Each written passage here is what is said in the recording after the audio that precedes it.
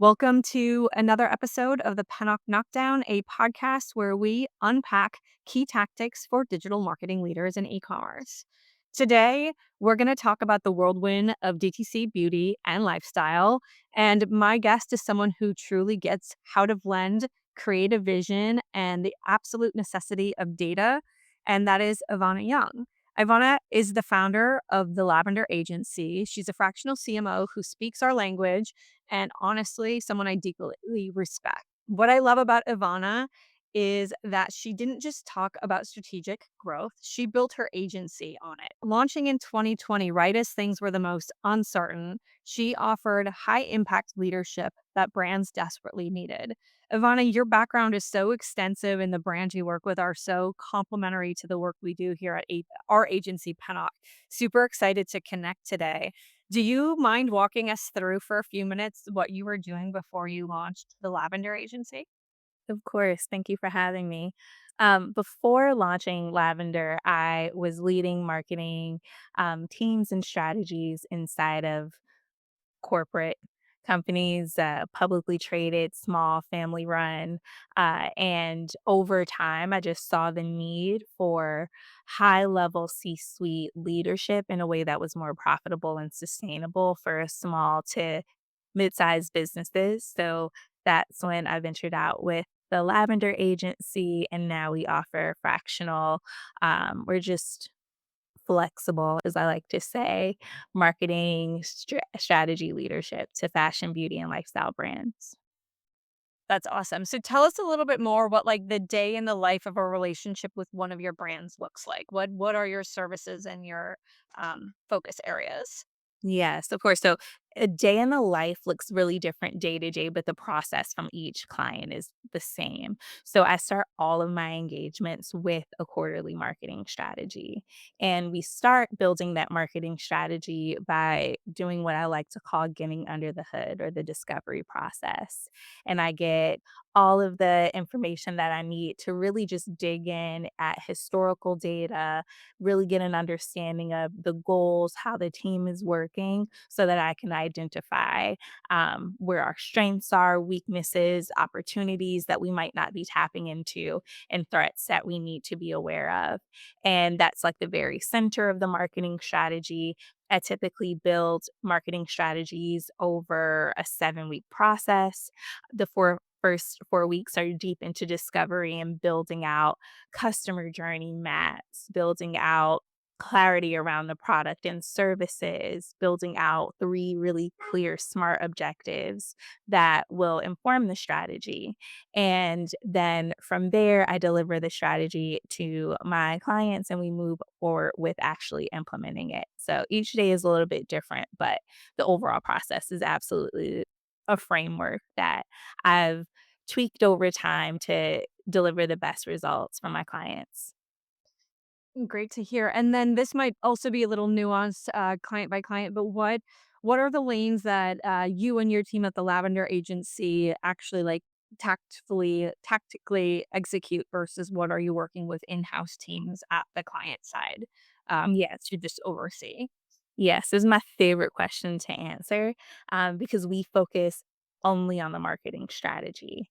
So we're supporting with, again, high level C suite expert strategy in a way that's flexible and sustainable. So we're really leaving that execution piece to talent that's going to be a little bit more ROI focused, right? So we work around our clients' resources and their budget and their capacity to lead the execution of the marketing strategy. So we identify who the key players are going to be, if we need to fill talent gaps, what they'll be doing. But in terms of channels, we look at marketing strategy very holistically. So the marketing strategy covers all channels with a focus on the ones that are most impactful and will help best support those SMART objectives that we really set in the beginning. Love it. And I guess my curiosity question next would be related to different size businesses and how you think about their marketing stack based on their where they are in their growth cycle and if it changes a lot as they start getting bigger, like an emphasis on maybe paid versus retention efforts, earned versus owned. I'd love to kind of hear your point of view there.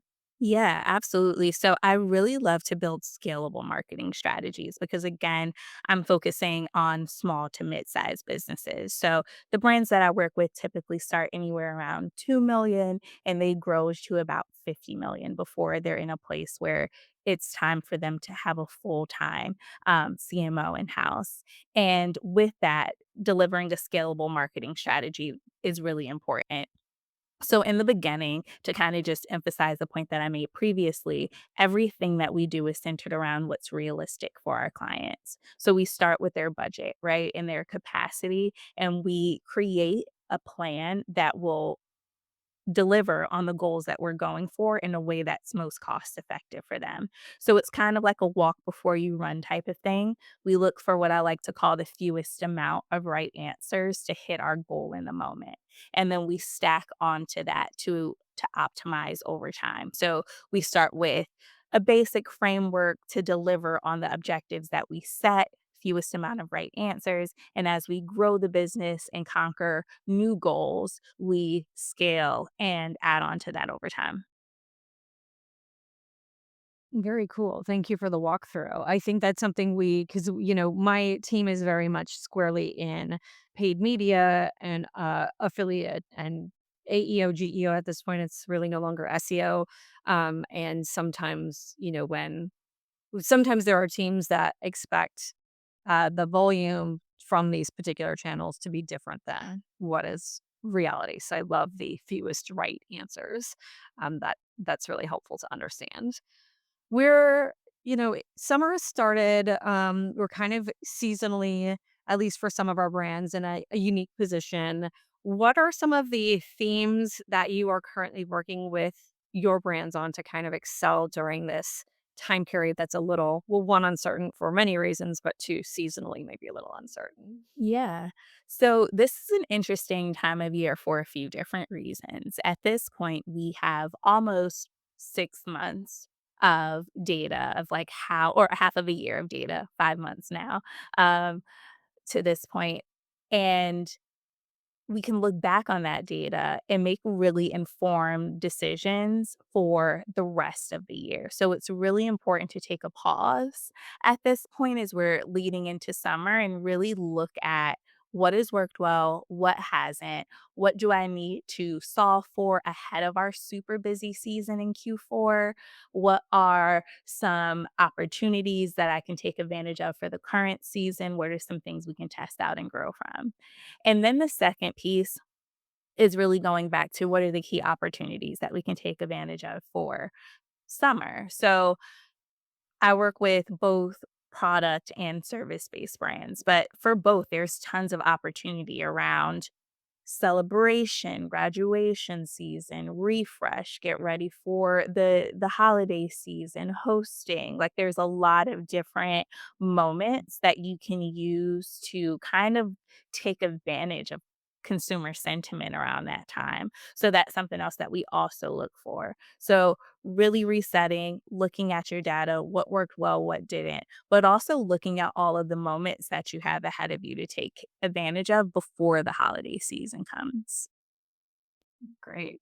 That's helpful to have. Yeah, I think that mid-year kind of reset, looking at the data, seeing how things have gone, actual versus initial forecast is super, super helpful.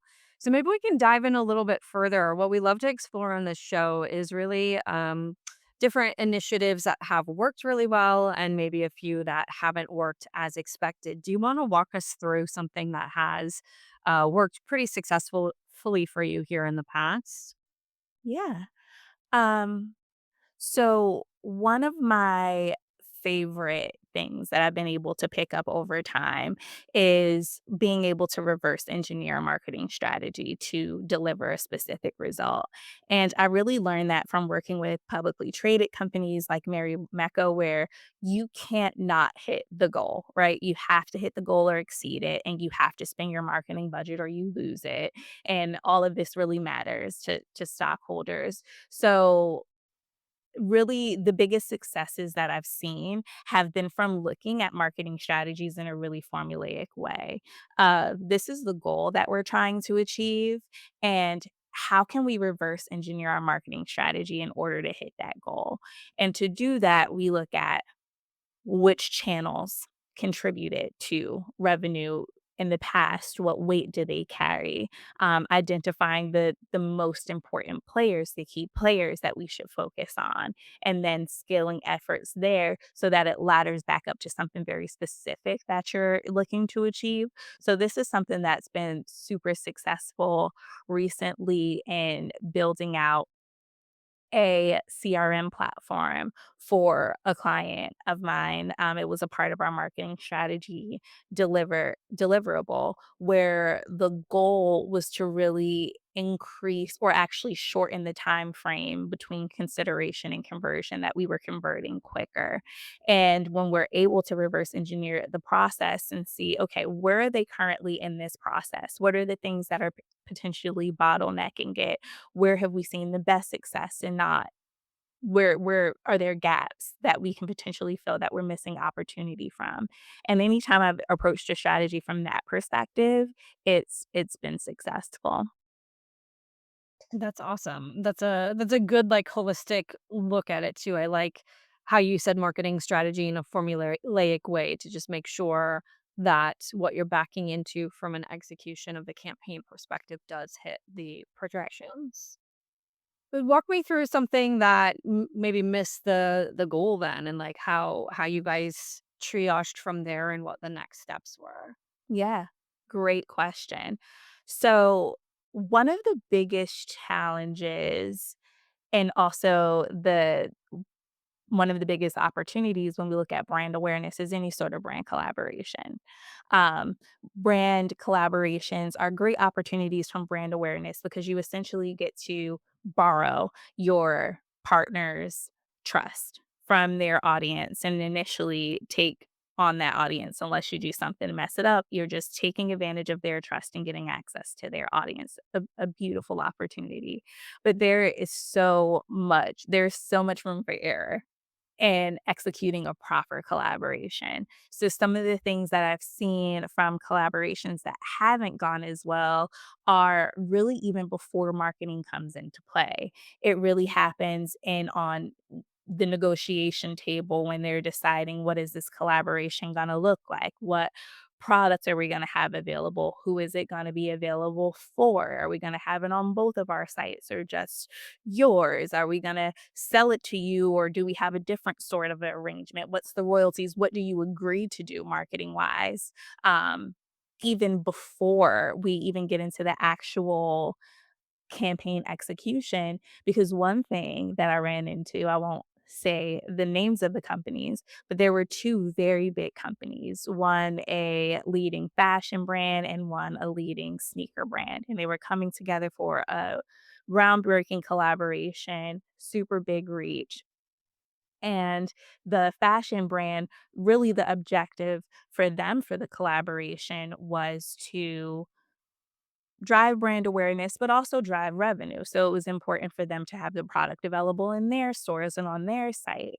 But they were just so excited to get this big sneaker brand collaborating with them that they kind of just push those things to the back of their heads, or maybe just didn't dig into them as thoroughly as they should have.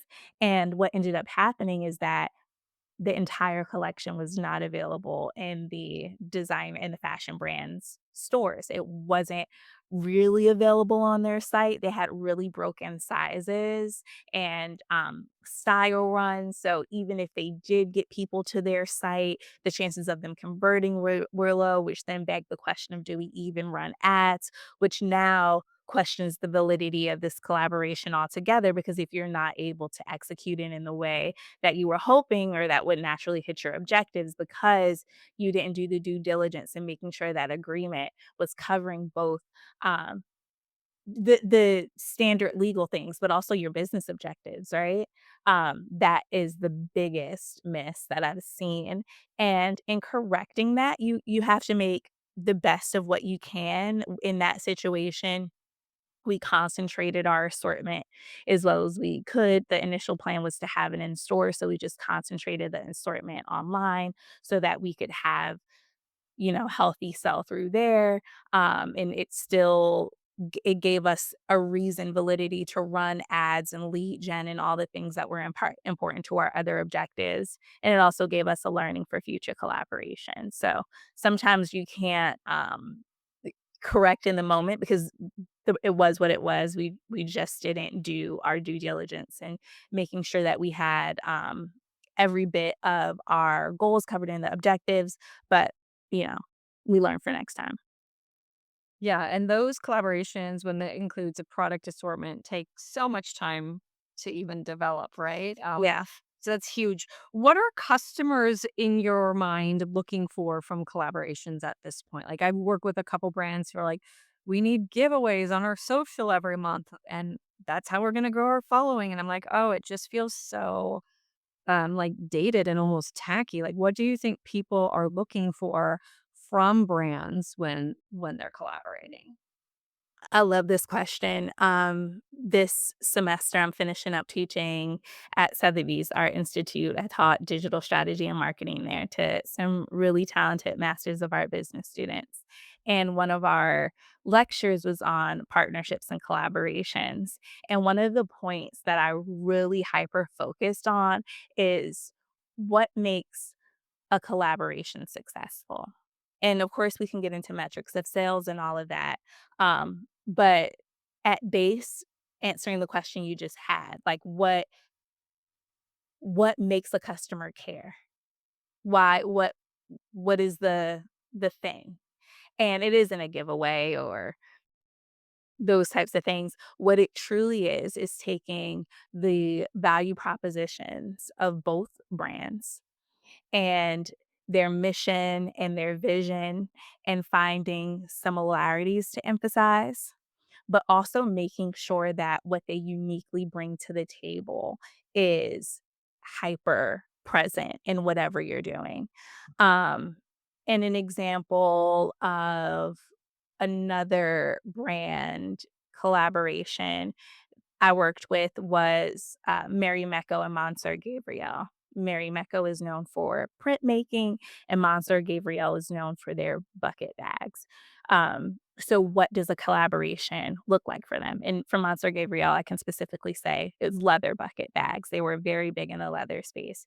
Um, and for that collaboration, we brought Mary Mecco's historic prints and they or we, I've worked with them for so long, it still feels like a we. They print 80% of all their textiles in their headquarters in Helsinki. So that's a very important part of the brand. The art of printmaking is the key value proposition. So we need to have some sort of textile. We need to have some sort of print.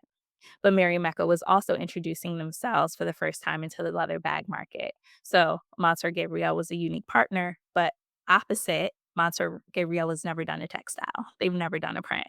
So they marry, they do a bucket bag that is textile all over. Mansica Voret print is finished for Strawberry Mountains and leather trim. And that's a perfect example of taking two brands, finding what makes them special, letting them shine on their own, letting, like, their true value proposition and what makes them unique shine, but also finding, like, other common grounds and common goals. It was important for Mary Mecca to break into the leather bag space, and through that collaboration, we were able to get in with the buyers at Nordstrom and so on and so forth. On the other end, Monsieur Gabriel got to test this product extension in a much more cost-effective, controlled way. So that's really w a sweet spot where it delivers both what the customer is looking for, something unique, right? Something surprising, something that takes what makes 2 brands special together in an unexpected way, and also hitting your objectives. That's interesting. I love that example. I'm not that close to I didn't actually know that existed. So I really like the walkthrough because I appreciate both brands. At what size do you think businesses need to be to consider collaborations like that? That's a great question. I don't think it's a matter of size. I think that what really is the question is First, taking a step back. A collaboration is always a good idea because it gives you the opportunity, even as a starting brand, to partner with other starting brands and bring your forces together and grow your audience together. You can grow with a larger brand. You can, like, you know, take your niche that you offer and maybe partner with a very big target or something like that to get yourself on that type of platform, and that there's a ton of value in that. And there really isn't a place where you're too small to do it. I think the question really is, what is the objective, right? Before we even get to the collaboration, because the marketing strategy should be centered in 3 goals. If we end up getting to collaboration, it was probably because one of your objectives were grow brand awareness or penetrate this market. Maybe you wanna enter New York and you wanna partner with someone in New York, or um, explore a new product extension. Once that's identified as your objective, we're gonna achieve the objective in the way that, again, back to your resources and your capacity, that considers your resources and capacity and also considers the impact, right? Fewest amount of right answers, the impact that it has to your marketing strategy. So the question of how big it is, what it is answered by where does it fall in terms of your objectives, your resources, your capacity, and fewest amount of right answers. I love this. I can see why you're a good professor because you're making this digestible. So I really appreciate all of that. Of course. When we're thinking again about those like newer brands, because as I was asking that question, I was, thinking in the mind space of that $2 million ARR brand. What do you think? And, for them, sometimes it's hard for them to secure the collabs because maybe brands want to work with the bigger partners, not the smaller partners. So in the event they're not able to get a collab off the ground, what are the channels, mechanisms, campaigns you generally find as sort of like best practice to get to maybe that 5 million ARR a year?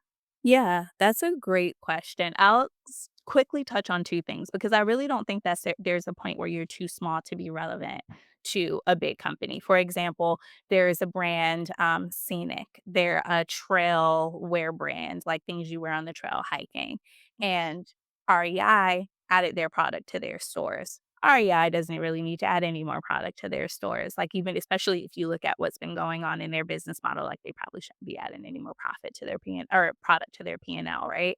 But they're partnering with them because they're killing it in this space of, like, hot girl on the trail. They have, like, these neons and this really niche audience that'll bring relevance to REI. So for small brands that are looking to target big brands, I don't think you should just be discouraged by your size. I think you need to look at them strategically, and if you can, find out what it is that they're looking to tap into.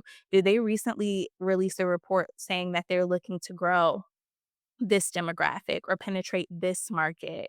And you can position yourself as a strategic partner to give them relevance in that space. So I wouldn't discourage them from that, one. But two, other things that they can do for brand awareness. Was that the original question? Sorry, I tend to go off on a monologue.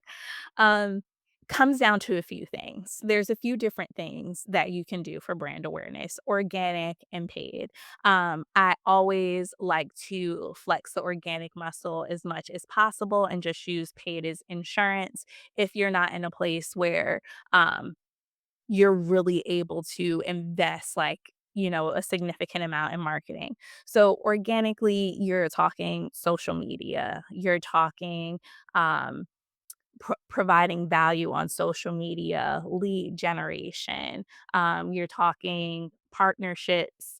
Maybe it's not a product collaboration, but maybe it's an experience. Maybe it's a takeover. So there are ways to drive brand awareness in a way that is organic and cost effective and not a collaboration. Also. Love it. You kind of spoke as we kicked off about being mid-year at this point of reset and planning now the back half of the year, looking at the fresh data. What are you excited about, or what kind of changes are you going to be suggesting to the brands you're working with?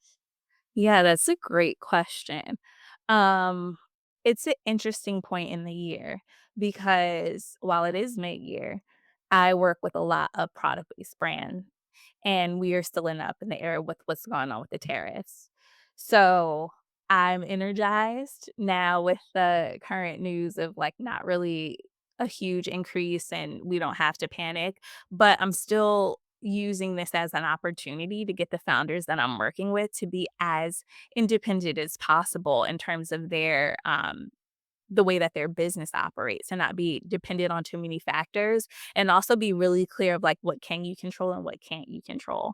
And I think tariffs made me feel that way, but also TikTok too, right? Because it's like it's going to be banned and it's not going to be banned. And then everyone's having to panic and then they're not having to panic and now we're panicking again. And what I'm excited about is the opportunity that this brings so many brands to really look at their business and say, am I running it as lean and as profitable as possible? Am I prepared for shifts in my business? Am I running my business super smart in the regards to tariffs? Am I running all the rest of my business functions as focused on ROI as I can so that I can offset this cost that I can't control? How much of my cost of my product can I control? Let's prepare for the worst, and what will our messaging have to be? Because the product is gonna have to increase in price, and we're just gonna need to explain why, and let's prepare for that. So and then TikTok, preparing for just not being able to control what platforms you're gonna be able to be present on. So really focusing on your own channels, your website, your newsletter list. So I'm excited for the opportunity for people to start focusing on the things I've been preaching for so long in terms of running lean and profitable and smart and all those things. Awesome. Ivona, I really appreciated the time today. If people want to get in touch and see what you're up to, where can they go to check out more? Yes, I am Ivonna Young on all platforms and also the Lavender Agency, no underscores or anything on all platforms as well. Very active on LinkedIn specifically, and you can visit my website at thelavenderagency.com. Awesome. Well, thank you so much for your time today, Ivana. Thank you for having me. This has been fun.